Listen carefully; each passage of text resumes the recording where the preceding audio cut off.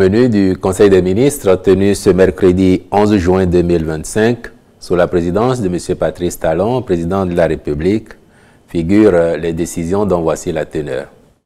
S'agissant des mesures normatives, transmission à l'Assemblée nationale pour examen et vote du projet de loi portant adoption de la vision nationale de développement à l'horizon 2060 en République du Bénin. La présente vision est formulée dans une approche participative, scientifique et inclusive après l'évaluation de la première. Elle postule que, citation, « À l'horizon 2060, le Bénin est un pays de paix, de prospérité et de bonne gouvernance, de rayonnement culturel et international pour le bien-être commun. » Fin de citation. Par ailleurs, elle s'inscrit dans une démarche de consolidation des acquis de la vision Bénin à l'AFIA 2025, tout en intégrant les nouveaux défis et enjeux de développement de notre pays pour explorer les futurs possibles et éclairer les décisions de l'État. En effet, l'analyse du système Bénin a permis d'identifier les tendances lourdes et les ruptures potentielles qui déterminent notre trajectoire de développement.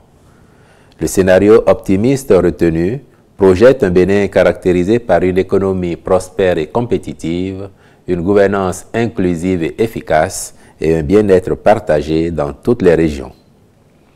Déclinée en 9 orientations et 15 objectifs stratégiques, cette vision est l'émanation des aspirations des Béninois collectées sur toute l'étendue du territoire national. Elle est intitulée « Bénin 2060 à l'AFIA, un monde de splendeur ». Elle constitue par ailleurs un cadre dynamique capable de s'adapter aux évolutions futures.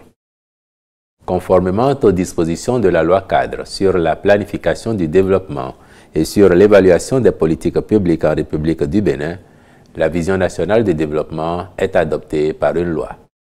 Le Conseil a donc instruit les ministres chargés du développement et de la justice d'assurer le suivi du processus législatif à cet effet.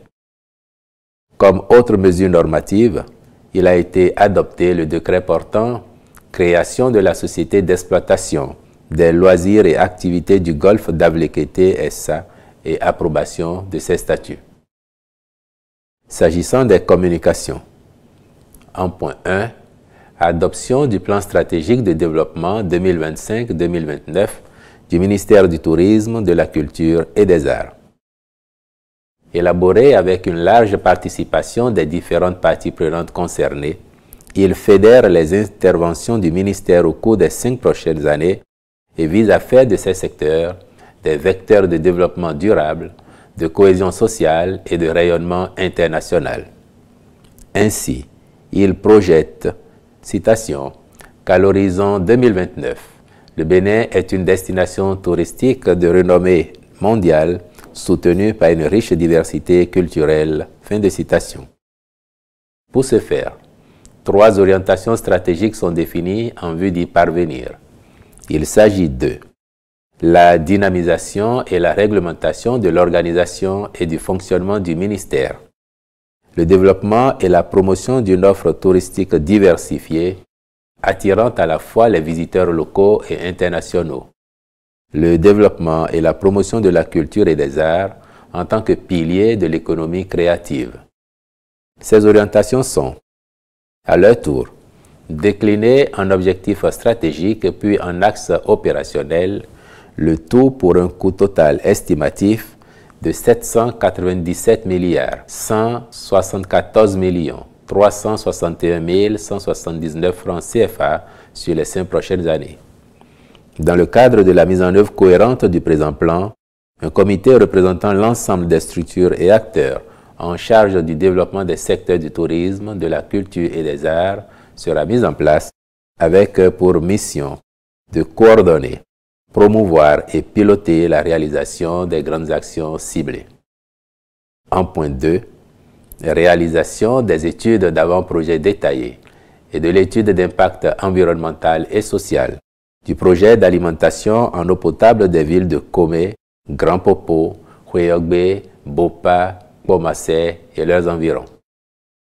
Pour desservir les populations de ces localités, La SONEB exploite actuellement des systèmes d'alimentation en eau potable dont les capacités sont en deçà des besoins à couvrir. Ces villes connaissent aujourd'hui un développement urbain significatif, alors que leurs systèmes d'adduction d'eau potable, mis en service depuis une vingtaine d'années, n'ont connu aucune évolution, ni un renforcement des équipements et infrastructures, ni en extension et densification de réseaux. La situation est encore plus préoccupante à Kpomensé, qui fait partie des 8 villes en attente d'être raccordées au réseau d'alimentation en eau potable de la SONEB. Dans les localités desservies, il s'observe à Komé, Grand Popo, Houéogbe et Bopa un faible taux de desserte en eau potable, des défaillances dans le service de distribution d'eau potable, une insuffisance, voire l'absence d'extension du réseau dans plusieurs quartiers de ville et leur périphérie.